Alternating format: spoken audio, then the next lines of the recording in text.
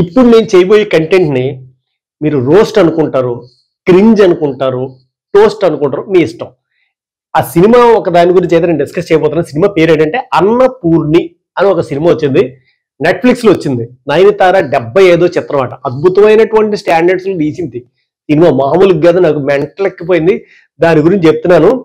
మీ ఇంట్లో మీ అమ్మ, మీ చెల్లి, మీ తల్లి, మీ అక్క ఎవరైనా సరే ఈ సినిమాని చూసి నేర్చుకునేది ఏ బొచ్చు ఉండదు. ఎందుకంటే సినిమాకి సంబంధించి మొత్తం స్టోరీ అంతా ఎక్కడే చెప్తున్నాను కాబట్టి అనవసరంగా సినిమా చూసి 2 గంటల 30 నిమిషాల్లో 2 గంటల 50 నిమిషాల్లో టైము చేసుకోవాల్సిన అవసరం లేదు. ఎక్కడే చెప్పేస్తాను సినిమా అంతా. అర్థమైందా? చూడండి. ఎందుకంటే ఇలాంటి మీరు చూసి తెలుసుకోవాలి. ఎందుకంటే ఇలాంటి సినిమాలని ఎలా చూడాలి, చూసిన తర్వాత వాళ్ళు చెప్పేటటువంటి సోదిని దేనికి దాన్ని డిసైడ్ చేసి మనం ఎలా అవగాహన చేసుకోవాలి, అర్థం చేసుకోవాలి అనేటటువంటి తెలుసుకోవాలి. కాబట్టి ఈ వీడియో చేస్తున్నాను అనమాట నేను. ఇంకా ఈ సదరు సినిమా పేరు చెప్పే కదా అన్నపూర్ణి. ఈ అన్నపూర్ణి అని ఎందుకు పెట్టడం మనకు తెలియదు. ఇందులో హీరోయిన్ ఫాదర్ ఏంటంటే శ్రీరంగం అనేటటువంటి ఒక అద్భుతమైనటువంటి వైష్ణాలయాల్లో చాలా అద్భుతమైనటువంటి ఆలయం అది. సో దాంట్లో పూజారి, ప్రసాదాల సెక్షన్లో ప్రధానమైనటువంటి వంటవాడు. అంటే ప్రసాదాలు చేయడంలో అతను చాలా ఫేమస్. మనకి ఇప్పుడు తిరుపతి లడ్డు ఎలాగా, అలాగే అన్నవరం సత్యనారాయణ స్వామి ప్రసాదం ఎలాగా, అది చేయడం ఒక టేస్ట్ ఉంటుంది. ఆ టేస్ట్ ని తరతరాల నుంచి అది వస్తూ ఉంది ఒక సాంప్రదాయం ప్రకారము. అలాగా దాని ఆనువంశికంగా అన్ని పుచ్చుకుని పుణికి పుచ్చుకున్నటువంటి ఒక సద్బ్రాహ్మణుడు. ఆ సద్బ్రాహ్మణుడికి పుట్టినటువంటి సద్బ్రాహ్మణి ఎవరైతే ఉందో ఆవిడ అన్నపూర్ణి. అసలు ఇదంతా ఏమో వైష్ణవ సాంప్రదాయం. ఈ శైవ సాంప్రదాయంలోంచి అన్నపూర్ణి ఎందుకు వచ్చిందో ఎలాగొచ్చిందో మనకు తెలియదు. వీడికి మాత్రం పుట్టుకతోటి టేస్ట్ బడ్స్ చాలా అద్భుతంగా ఉన్నాయట. మరి నాకు కూడా ఏదో టేస్ట్ ఏడిసింది కదా మరి. అందుకని నేను కూడా ఈ సినిమా టేస్ట్ ఎలా ఉందో చెప్తాను నేను. టేస్ట్ బడ్స్ అట, టేస్ట్ బడ్స్. ఓకే. ఈవిడి గారు చిన్నప్పటి నుంచి ఏదో ఒగ్గానియో ఉక్కిలియో సంథింగ్ ఏదో అదేదో తయారు చేసేస్తుంది ఫ్రెండ్స్తో పందెం కలిసి. అక్కడతో మొదలుపెట్టి బిర్యానీ దాకా సాగదీస్తుంది, వేరే విషయం. ఈ అమ్మాయికి ఏంటంటే టేస్ట్ అని మొదలుపెట్టాడు కానీ స్మెల్ అక్కడ నుంచి రోడ్లో వెళ్ళిపోతూ ఉంటుంది. పక్కన ఎవడో చేపలను అలా వేయిస్తూ ఉంటాడు పెనం మీద. దాన్ని ఎలా చూపిస్తానంటే అని అనిపిస్తుంది అనమాట. అలాగుంటే అమ్మాయి అంటది, పక్క నాన్నగారిని చూసి అనుకుంటది. అలా ఎవరైనా అనుకుంటారా? పోలే అనుకోరు. ఓకే. ఈ తర్వాత కట్ చేస్తే ఎవరో కొంతమంది విదేశీయులు ఆలయంలోకి వచ్చిన తర్వాత ఏదో చెప్తుంటే ఒక పటానికి పూజ చేస్తుంటాడు అక్కడ. ఎవరంటే బీబీ నాంచారి గారు. ఆవిడ ఎవరంటే అల్లావుద్దీన్ ఖిల్జీకి సంబంధించినటువంటి కూతురు. శ్రీరంగం నుంచి ఒక ఐడల్ని తీసుకుని రామానుజ అక్కడికి వెళ్ళిపోయారు అల్లావుద్దీన్ ఖిల్జీ. ఐడల్ తోటి ఆవిడేమో ప్రేమలో పడిపోయింది. ఐడల్ మళ్ళీ తీసుకుని రామానుజాచార్యులు అనేటువంటి నేమ్ మెన్షన్ చేయలేదు అనుకున్నాను నేను. యాక్చువల్గా జరిగిన స్టోరీ చెప్తాను నేను చరిత్రలో. ఆ తీసుకొచ్చేయడంతో శ్రీరంగం మళ్ళీ ఇక్కడ శ్రీరంగం తీసుకొచ్చేయడంతో ఇంకా ఆవిడ చచ్చిపోతాను లేకపోతే ఏదో అంటే తీసుకొచ్చాక ఆవిడ ఇక్కడికి వచ్చిన తర్వాత ప్రాణాలు విడిచి ఆ యొక్క రంగంలో ఐక్యం అయిపోయింది ఆవిడ. కాబట్టి అక్కడి నుంచి ఆ బీబీ నాంచారిని కొలుస్తున్నారు. ఇది నిజంగా శ్రీరంగంలో ఉందో లేదో నాకు తెలియదు. నాకు తెలిసి లేదు, ఉందో లేదో మరి మనకు తెలియదు. చరిత్రలో నాకు తెలిసి అసలు రామానుజాచార్యులు గారు వాళ్ళందరూ 10వ శతాబ్దానికి సంబంధించినటువంటి ఆయన వ్యక్తి.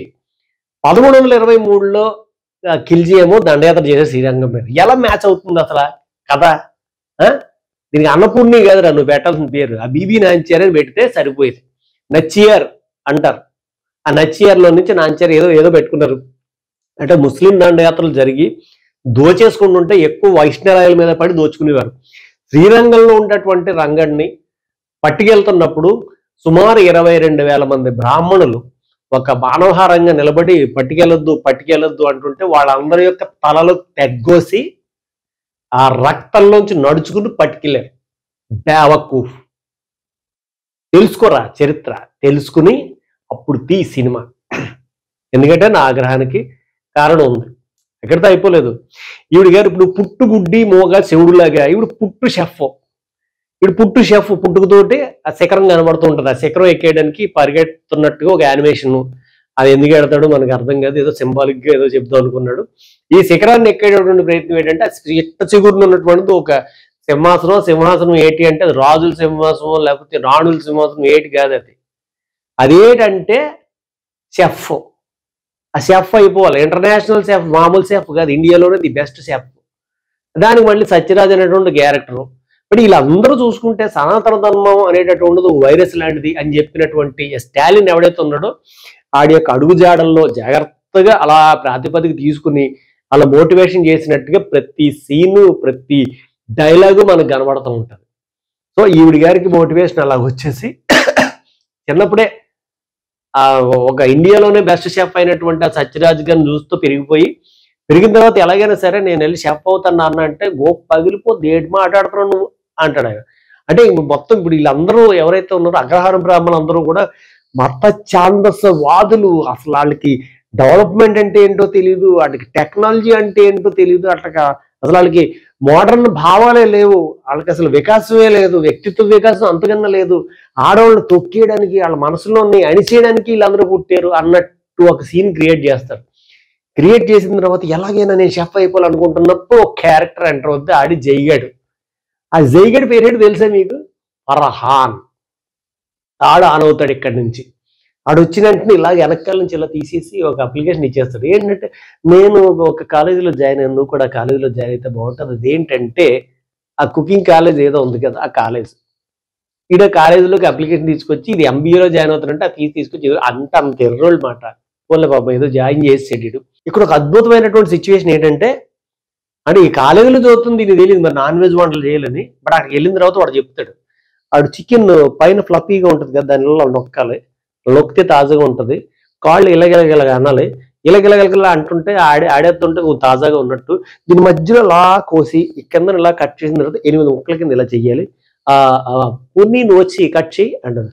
అది అమ్మా అని చెప్పి కింద తప్పును పడిపోద్ది. సో చికెన్ కోడిని రాకపోతే నువ్వు ఇంటర్నేషనల్ వంటలు చేయడం పరికరం నువ్వు ఇక్కడి నుంచి మింగే అంటాడు. అంటే వెంటనే అమ్మాయి నా లక్ష్యం నా ఇది ఏమైపోతుంది, నా జీవితం తలకిందలు అయిపోయింది, నా భూకంపం వచ్చింది, నేను అందులోకి వెళ్ళిపోతున్నాను, ఆ కొండ మీద జారిపోతున్నాను, 2-3 యానిమేషన్లు వేసేస్తాను. మనకి ఈ యానిమేషన్లు వేసిన తర్వాత మళ్ళీ సడన్ గా మన హీరో ఫరాన్ గడ్ ఎంటర్ అవుతాడు. ఎంటర్ అసలు ఏమనుకుంటున్నావు నువ్వు, రాముడు ఏం తిన్నాడు తెలుసా, లక్ష్మణుడు ఏం తిన్నాడో తెలుసా, మాంసం తినేసి వాళ్ళు ఏటాడే, అసలు శివుడు ఉన్నాడు తెలుసా, ఆ శివుడికి తిన్నాడు అనేటటువంటి పంది మాంసం కోసి ఎడ్చాడు తెలుసా, ఇవన్నీ తెలిసిన తర్వాత నువ్వు తినవా అనగానే వెంటనే ఒక్కసారి కళ్ళు బొంగరాలు తిరిగిపోతాయి. 9:30కి తిరిగిపోయిన తర్వాత ఎటెళ్ళాలో తెలియదు. వీడు ఏం చేస్తాడంటే మేడ మీదకి డోర్ ఉంటుంది, వాళ్ళు తీసి అందులో ఎలుగు వచ్చేస్తుంటుంది, అటు వెళ్ళని చెప్తాడు. ఇది వెంటనే డోర్లోంచి అక్కడికి వెళ్ళి ఎలుగులోకి వెళ్ళి నించుని జ్ఞానం తెలిసి మళ్ళీ వెనక్కి వచ్చేసి కత్తి తీసి బాగా నూరి చికెన్ మొక్కలు 7 ముక్కలు చేయమంటే ఇది 18 ముక్కలు చేసి పాడేది. అందరూ నోరులో అలబెట్టి అలా సొత్తుండిపోతారు. అది విషయం. అంటే ఇప్పుడు ఏంటంటే మాంసాహారం తిన్నటువంటి బ్రాహ్మణ అమ్మాయి చికెన్ కండలుగా కోయడానికి మన ఫరాన్ గారు అనేటటువంటి సహృదయుడు అయినటువంటి వ్యక్తి చాలా సహాయం చేసి ఒక గీత బోధిస్తాడు. సో అసలు ఇదే సీను ఒక నిమ్మ జాతికి సంబంధించినటువంటి ఒక అమ్మాయి, అట్టడుగు బడుగు బలహీన వర్గానికి చెందినటువంటి అమ్మాయిని ఈ ఫర్హాన్ గాడు లవ్ చేశాడు. ఆ అమ్మాయి ఏం చేసిందంటే శివుడికి తిన్నడు పట్టుకొచ్చినట్టుగానే ఆ పోర్క్ ఏదైతే ఉందో అద్భుతమైన వంటకం తీసుకొచ్చి తినిపిస్తే తింటాడు వీడు. ఇది నాకు తెలియదు. మనం ఏదో ఈ సీను పెట్టిన తర్వాత వీళ్ళ మహనోభావాలు ఎలాగుంటాయో మనం చూద్దాం.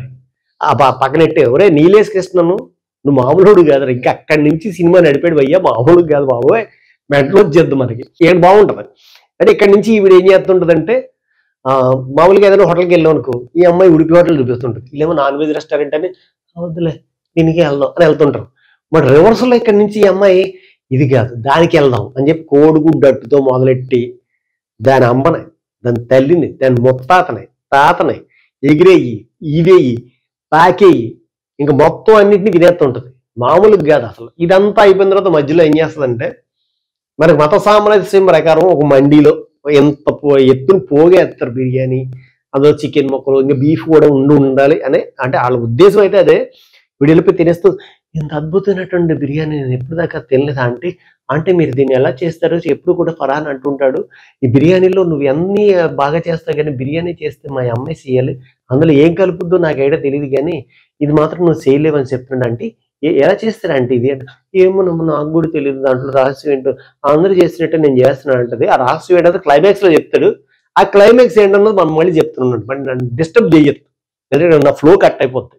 ఇక్కడి నుంచి ఇంకొక టర్నింగ్ వస్తుంది. ఇదేంటంటే అక్కడికి వెళ్ళిన తర్వాత ప్రతిదీ టేస్ట్ చేసేసి స్మెల్ చేసేసి ఆ టేస్ట్ బడ్స్ బాగా ఉన్నాయి కదా దాంతో బాగా చేసేస్తాను అద్భుతంగా. టేస్ట్ బడ్స్ బాగా ఉన్నాయని చెప్పి చికెన్ తింటున్నటువంటి సీన్ని వాళ్ళ నాన్న చూసేస్తాడు.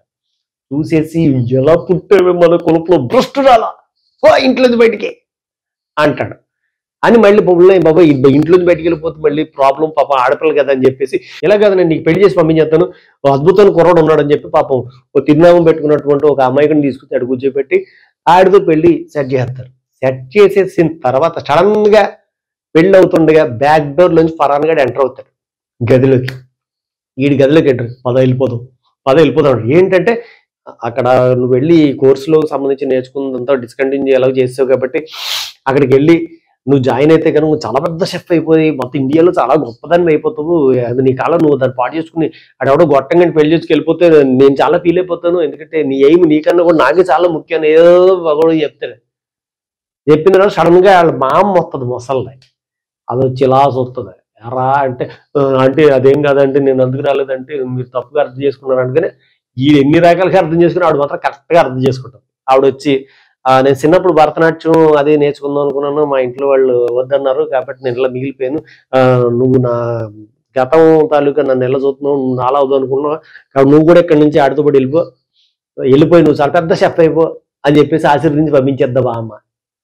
అసలు భరతనాట్యానికి బిర్యానీకి షెఫ్కి సంబంధం ఏంటో నాకు ఏంటి అర్థం కాలేదు. సరే, ఈ బామ్మగారు చేసినటువంటి అద్భుతమైనటువంటి ప్రబోధానికి వికసించినటువంటి ఆవిడ మనస్సుతోటి నయనాలతోటి నయనతార గారు ఈ ఫరాన్ అనేటువంటి వాడితోటి కట్టుబట్టలతోటి నగలన్నీ మళ్ళీ అక్కడ పెట్టేస్తుంది. ఏం పట్టుకెళ్తాం, కట్టుబట్టలతోటి ఇంట్లోంచి వెళ్ళిపోతుంది. వీళ్ళు ఏంటంటే ఓ చోటకి ఇంటర్వ్యూగా వెళ్తారు. అక్కడ ఒకడు ఉంటాడు, వీడు సగం మెరిసిన గడ్డం కూడా ఒకడు ఉంటాడు. ఆడెవడనుకుంటున్నారు, ఫుల్ వేసిపోయిన గడ్డం కూడా సత్యరాజు ఉన్నాడు కదా, ఆడు కోడికి అనమాట. ఇది అసలు కిచెన్లోకి ఎంటర్ అవ్వాలంటే మామూలుగా కాదు. ఆడెవడో వచ్చాడు, డిగ్రీ పూర్తి చేసినా సరే 6 నెలల నుంచి ఆడ అక్కడే ఉన్నాడు. కాబట్టి నీ కిచెన్లోకి రావాలంటే చాలా అర్హత ఉండాలి. డిస్కంటిన్యూ చేసినటువంటి నువ్వు అంటాడు. అనగానే దీనికి పాప ఏం చేయాలో తెలియక ఆ కన్నీళ్లతో ఆ వేదంతో వెళ్ళిపోద్ది. మళ్ళీ వెనక్కి వెళ్ళిపోయిన తర్వాత ఎక్కడో ఏదో పెళ్లిలో నించుని ఎక్కడో మెక్కుతుంటే సడన్గా ఇదేంటి బాగాలేదు, ఈ చపాతీ బాగాలేదు, ఆ రెసిపీ బాగాలేదు, అది బాగాలేదు, ఇది బాగాలేదు అంటే దానికి మెయిన్ ఈడే హెడ్ కుక్. ఆడొచ్చి నా దాంట్లో టేస్ట్ గురించి నువ్వు చెప్తావు ఏంటి అనగానే సత్యరాజు వస్తాడు. ఏంటమ్మా ప్రాబ్లం అనగానే ఇదేంటంటే అదే నువ్వు వండి చూపించంటే అక్కడ వండేస్తుంది. తిన్న వెంటనే ఆడ కళలో నీళ్లు చెప్పే ప్రకాశరాజుకి ఇలాంటిది నేను ఎప్పుడు తినలేదు, ఇక్కడ నుంచి నువ్వు కూడా ఆ కిచెన్లోకి వెళ్ళిపోంటాడు. ఇంకా అక్కడి నుంచి మళ్ళీ ఫ్రాన్స్ నుంచి ఒక ఆయన వస్తాడు ప్రెసిడెంట్. ఆ ఫ్రాన్స్ ప్రెసిడెంట్ కూడా పడద్దు వంటతోటి.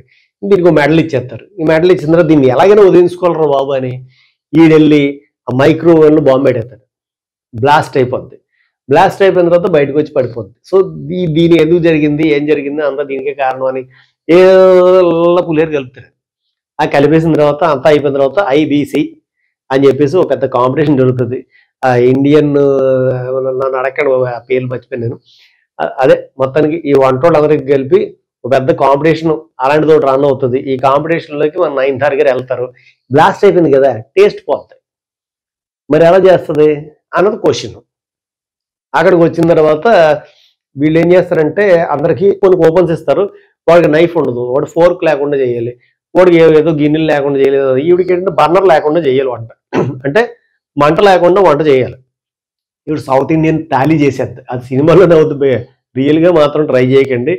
సో ఇలాగా మంట లేకుండా వంట ఎలా చేసిందో, టేస్ట్ లేకుండా టేస్ట్ ఎలా చూసిందో, అలాగే వీడు బుర్ర లేకుండా కదరేసాడు పనికి మళ్ళీ. ఓకే, అక్కడికి వస్తున్నాను. సో ఇక నుంచి ఇలా వచ్చినటువంటి ఆవిడ అంచెలంచెలికి వెళ్ళిపోయి ఆఖరిలో ఇంకా విన్నింగ్ దగ్గరికి వచ్చేస్తున్నప్పుడు వీడు ఏం చేస్తాడంటే న్యూస్కు లీక్ చేసేస్తాడు. దీనికి స్మెల్ తెలియదు, ఏం తెలియదు, వంట ఎలా చేస్తుందని.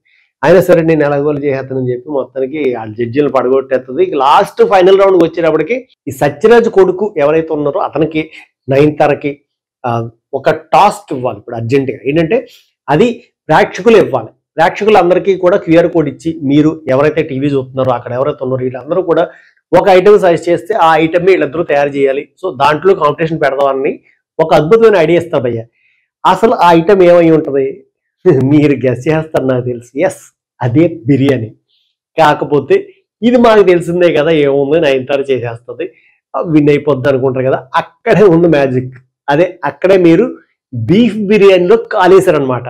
అది కాదు, నయనతారకి స్మెల్ పోయింది, టేస్ట్ పోయింది, కాకపోతే ఇప్పుడు బిర్యానీలో టేస్ట్ ఎలా రావాలి అనుకని 9:30 వెంటనే టింగ్ అని flashback black and white colour లో నువ్వు మా అమ్మలో బిర్యానీ చేయలేవు అంటారు. మళ్ళీ కట్ చేస్తే ఇంకో సీన్ పడుతుంది.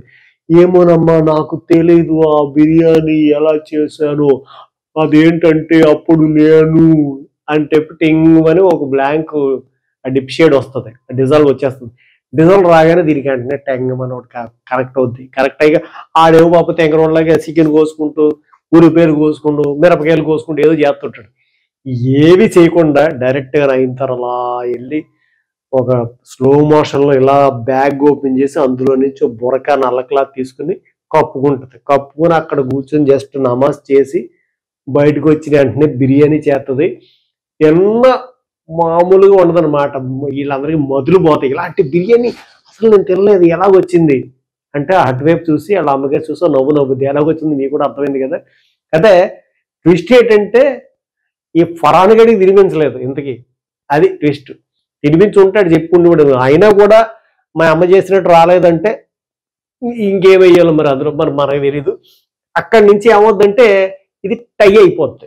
ఎందుకంటే ఆడు ఎవరైతే అప్పటి ఉన్నాడో ఆడు చేసింది బాగుంటుంది, ఈ అమ్మాయి చేసింది బాగుంటుంది. టెన్షన్ అప్పుడు మనం చెమటలు పడేస్తూ ఉంటాయి, మొత్తం దుడుచుకుని తువ్వాళ్ళు రుమాళ్ళు అన్నీ అయిపోతాయి, పిండితే నీళ్ళు వచ్చేస్తుంటాయి అన్నమాట. అలాంటి టెన్షన్ మూమెంట్ లో టై అయిపోద్ది. ఎలాగరా బాబు టై అయిపోయింది ఏంటి పరిస్థితి అనుకుంటుంటే అప్పుడు మనం మధ్యలో బొండంగా ఉంటాడు, ఆడికి మెరుపులంటే ఒక ఆలోచన వస్తుంది. ఇలాంటి మూమెంట్లో మనం ఏం చేస్తామంటే క్రికెట్లో లాగా కొన్ని ఎక్స్ట్రా టాస్క్లు ఇస్తాము, అందులో కనుక విన్ అయితే మీరు విన్ అయిపోయినట్టు అని చెప్పి వాళ్ళ కళ్ళకి గందలు కట్టేసి ఇద్దరికి కొన్ని ఇస్తారు. ఫ్రూట్లో ఏవో ఇస్తారు, అదేంటో స్మెల్ చూసి టేస్ట్ చూసి అదేంటో చెప్పేయాలి. ఆడు ఫెయిల్ అయిపోతాడు అన్నీ ఉన్నాయి కానీ, దీనికి ఏం లేకపోతే విన్ అయిపోద్ది అంతే. ఎంత షీల్డ్ కట్టుకుని వచ్చేద్ది బయటికి. వచ్చేసిన తర్వాత ఊరిగా ఉంటుంది ఏంటి, ప్రపంచానికి ఆదర్శం అయిపోద్ది. ఒక పక్కన వాళ్ళ అత్తగారు ఎవరైతే ఉన్నారో పరాన్ గారు ఆవిడతో బిర్యానీ చేయించేస్తుంటుంది, వీళ్ళ నాన్న ఎవరైతే ఉన్నారో ప్రసాదాలు చేయించేస్తుంటుంది. ఇవన్నీ కలిపి మొత్తం సమాజంలో ఉన్న మొత్తం స్త్రీలందరికీ నేర్పించేసి వాళ్ళందరినీ తనలో తయారు చేస్తుంటుంది. సో ఈ కథ అంతా చూసిన తర్వాత మనకి ఏం కనపడుతుందంటే ఒక శాడిజం కనపడట్లా. ఇప్పుడు ఒక మంచి అందమైనటువంటి ఒక స్త్రీమూర్తి బొట్టు పెట్టుకుని కొంచెం పువ్వులు అది పెట్టుకుని పరమ పవిత్రంగా చీర కట్టుకుని మడి చీర కట్టుకుని అలా వచ్చి పూల సజ్జతో వచ్చి ఓ దేవుడి విగ్రహం ముందు పువ్వులు వేసి బయటకు వచ్చి అలా రాగానే మనకి ఏం చేయాలనిపిస్తుంది, దండం పెట్టాలనిపిస్తుంది కదా. కొంతమందికి ఏమనిపిస్తుంది, అయ్యేటి కనపడవు, అందులో ఆడదనం మాత్రం కనపడతాం. ఇప్పుడు ఫర్ ఎగ్జాంపుల్ నాకు చికెన్ అంటే ఇష్టం అన్నాం అనుకోండి, దాని మీనింగ్ ఏంటి, చికెన్ ప్రేమిస్తున్నాను కదా తినేద్దామని. అలాగుంది. అసలు ఒక టైప్ ఆఫ్ ఇదేంటంటే పతివ్రతన వ్యభిచారం చేస్తే చూడాలి అనుకున్నట్టుగా ఉంది.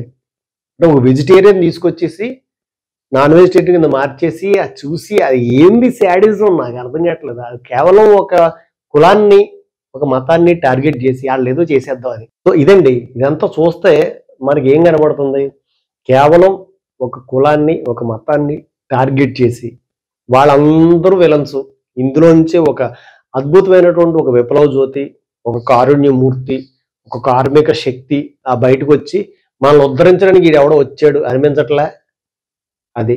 సో ఈ ముసుగులో వచ్చి ఆ లవ్ జిహాదులు చేస్తుంటారు అన్నమాట. మీరు ఇన్ రియాలిటీలో చూసుకుంటే మొన్నే మనం చూసాం, ఒక హిందువుల అమ్మాయిని ఒకడు వచ్చి ప్రేమించి పెళ్లి చేసుకుని ఒక 4 రోజులు కాపురం చేసి తలాక్ చెప్పేసి మళ్ళీ ఆ అమ్మాయిని తండ్రి పెళ్లి చేసుకుని ఆడు తలాక్ చెప్పేసి మళ్ళీ మరిది పెళ్లి చేసుకుని ఆడు 2 నెలల తర్వాత ఆడు తలాక్ చెప్పి ఇలా 52 మంది చేతుల్లో అమ్మాయి మారిందట. ఇది ఈ అమ్మాయి ఒక్క జీవిత చరిత్ర కాదు, చాలా మంది ఇలా చాలా మంది నలిగిపోతున్నారు. ఏదో 1-2 స్టోరీలు మనకు బయట తెలుస్తున్నాయి, మిగతా తెలియట్లేదు.